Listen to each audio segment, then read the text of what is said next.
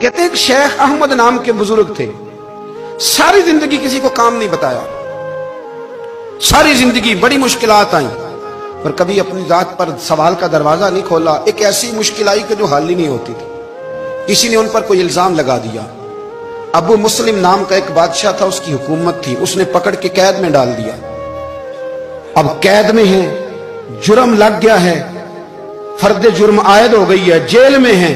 لوگ کہنے لگے حضرت جی اپنی صفائی میں کچھ کہیں، فرمانے لگے ساری زندگی بندوں سے کچھ نہیں کہا، اللہ رسول کو پتا ہے میں بے گناہ ہوں، مجھے کہنے کی ضرورت نہیں۔ داتا گانی بخش علی حجویری نے لکھا ہے، داتا صاحب کہتے ہیں تو یقین کامل تو پیدا کر، تو ایمان تو پختہ کر۔ داتا صاحب کہتے ہیں وہ ابو مسلم جو بادشاہ تھا وہ نیک آدمی تھا، اسے رات کو خواب میں نبی کریم کی زیارت نصیب ہوئی اور حضور سید عالم صلی اللہ علیہ وسلم فرمانے لگے تو نے اللہ کا ایک نیک بندہ جیل میں ڈال دیا، ڈر نہیں آتا، وہ تو بے گناہ ہے۔ بادشاہ آدھی رات کو خود اٹھا، دادا صاحب فرماتے ہیں کسی گارڈ کو نہیں بھیجا، پولیس والے کو نہیں بھیجا، جیلر سے نہیں کہا، خود گیا، جا کے جیل کا دروازہ کھولا، دروازہ کھول کے اس درویش کو آزاد کیا، کہنے لگا بابا جاؤ مجھے پتہ چل گیا بے گناہ ہے۔ بابا جی سلام کر کے جانے لگے تو بادشاہ پھر آگے آیا، ہاتھ باندھے، ہاتھ چومے، کہنے لگا حضور آپ بڑے نیک ہیں، میرے لیے کوئی حکم ہو تو بتائیے گا، میرے لائق کو خدمت ہو تو بتائیے گا۔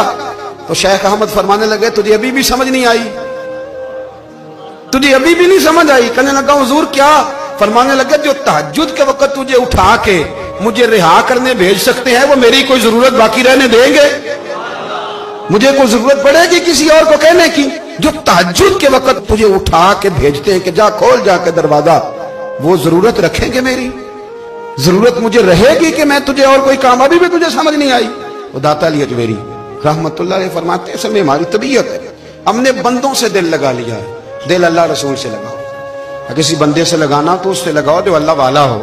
آپ فرماتے ہیں کہ اپنی ساری خواہشات اپنے رب رسول سے، آپ فرماتے ہیں کہ اگر اللہ کے حوالے اپنی خواہشات کر دو گے تو رب تمہیں نا عام لوگوں سے زیادہ عطا کرے گا۔